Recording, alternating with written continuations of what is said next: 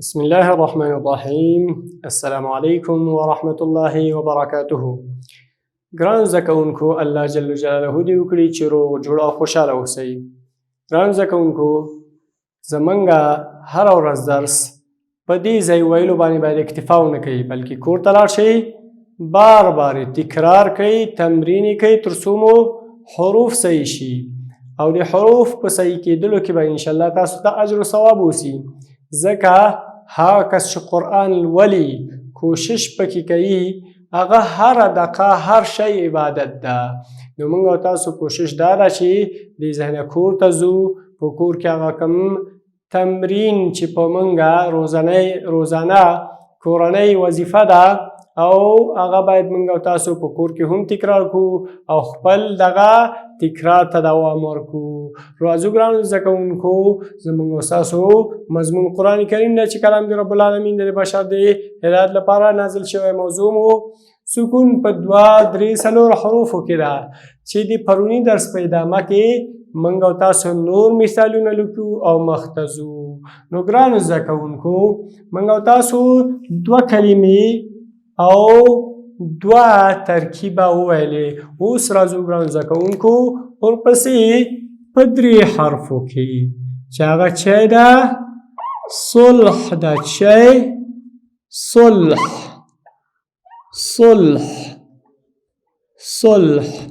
ګرانو زده کوونکو، مخکې له دې چې زه دا تاسو ته تشریح کړم، راځو صلح ته.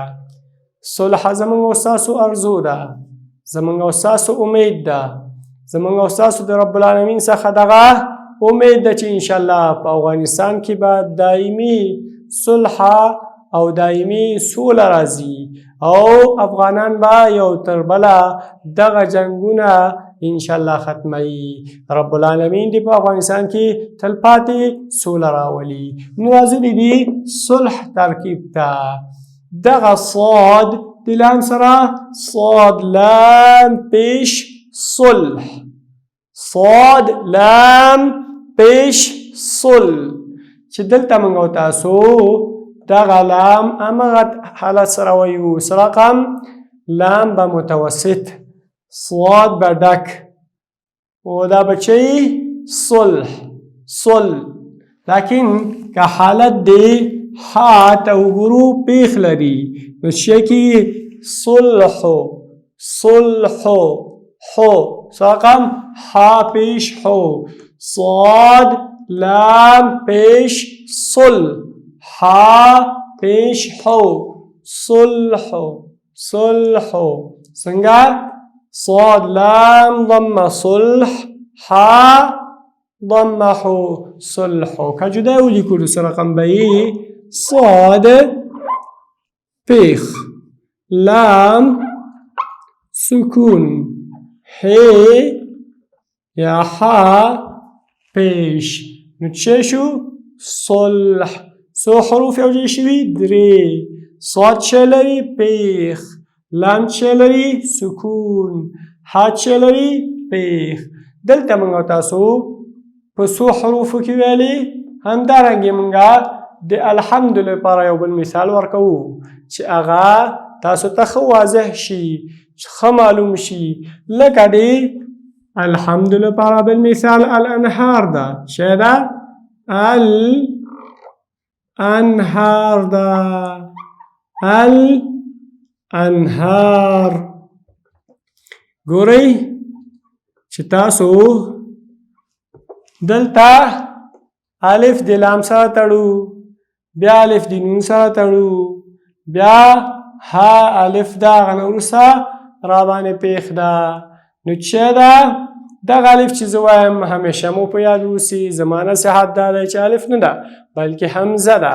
خو د دې لپاره چې ټولنه تر څو سره اشنا کېږي الف به وایو، لیکن الف نه بلکې حمزه د الف په شکل.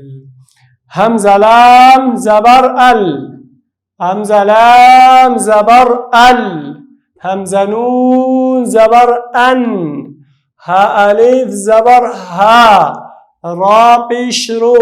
سشکی الانهارو الانهارو الانهارو. لکه موږ او تاسو دلته یو سکون دوه سکونه ګورو او تقریبا کلمه زموږ او تاسو د څلورو نه زیاته ده، څلور حروفو نه زیات حروف لري. نو موږ او تاسو دې ته راځو چې څه ده قاعده مو سره که ده موږ یې وایو همزه نون زبر ان، همزه نون زبر ان، همزه نون زبر ان. ګورئ اول کې همزه لام زبر ال، په دویم کې همزه نون زبر ان، ها الف فتحه ها، را پیش رو، الانهارو. که جدا ولیکو نو الف څه ده؟ الف. الف الف نه وروسته لام ده، الف هغه نه وروسته لام. الف زور لري، څه شی؟ زور لري. لام سکون لري، څه شی لري؟ سکون. ال ال ال. بیا الف زور لري، الف زور لري. نون سکون لري، نون سکون لري. الان الان الان. بیا د هغه نه وروسته ها زور لري، ها زور لري. څه شی ده؟ زور. الف هیڅ حرکت نه لري. زمونږ خبره دلته تاکید پیدا کوي. زمونږ او تاسو هغه خبره چې الف حرکت نه قبلی نو دا ده. آیا حرکت لري؟ نه. دا دوه خو الف دي نه، دا همزه د الف په شکل کې ده، همزه د الف په شکل کې ده. هغه نه وروسته را پیښ لري، را پیښ لري. څه شی ده؟ الانهارو، الانهارو، الانهارو. چې هغه نه بعد ګرانو زده کوونکو نو مثالونه ډېر زیات لرو. قرآن کریم کې ډېر زیات مثالونه لرو، خو راځو موږ او تاسو بېرته خپل دغه مثال ته. خو د دې مثال لپاره چې له ښه ظاهره شي یو بله کلمه هم درته وایم. زلزالها. څه شی؟ زلزالها، زلزالها، زلزالها. موږ او تاسو ګورو زلزا زلزا زلزالها. ګورئ زلزالها.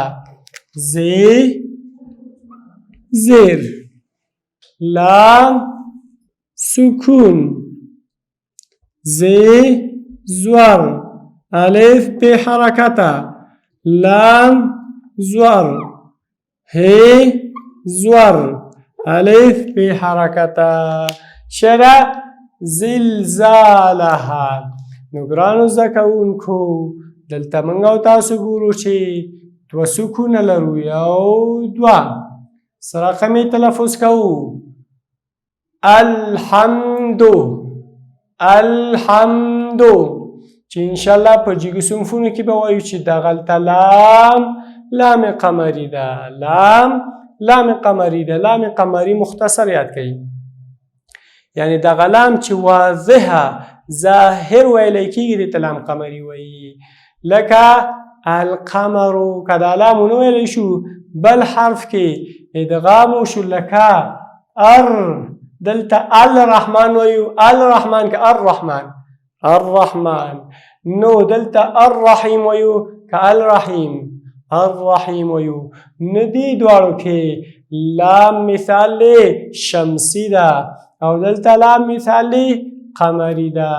لام قمریم چې کله ادا که په دې باندې به آواز جاری نه بند وسي. نو هم میم باندې به غنه کوو او دال دا به پیخور کوو، دال به سخت وایو.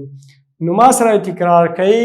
همزه لام زبر ال، حامیم زبر حم، دال پیش دو الحمد همزه لام زبر ال حامین زبر حم دال پیش دو الحمد الحمد الحمد همزه لام فتح ال حامیم فتح حم دال ضمد الحمد وبسي قل قل قل قل قاف پیش لام سکون چکی قل په ټولنه کې موږ تاسو مخکې ما ویلي بیا وایم څلور سورتونه چې شروع په قاف لام قل باندې ده موږ په ټولنه کې په 4 قل پیژنو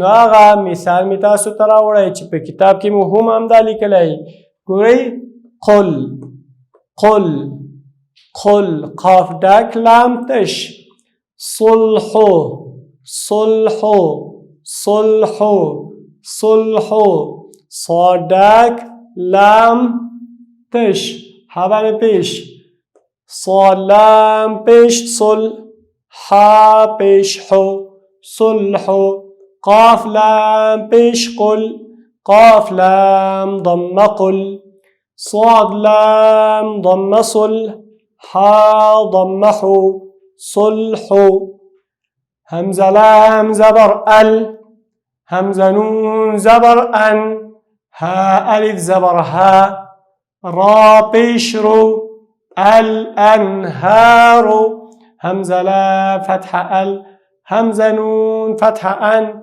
ها ألف فتحها را پیش رو الأنهار چې دا د دې لپاره وضاحت لپاره غلی زالام زیر زل زا ألف زبر زا لام زبر لا ها ألف زبرها زلزالها زالام كسر زل زا ألف زبر زا زا ألف فتحه زا لام فتح لا ها ألف زبرها ها ألف فتحها زلزالها ګرانو زده کوونکو موږ تاسو درس 3 حروفو د هغه دپاره چې تاسو ته واضح شي 2 مثالونه مې نور راوړل چې تاسو ښه پرې پوه شئ دا زموږ او ستاسو نننی درس په اخره کې مو په خدای سپارم ومن الله توفیق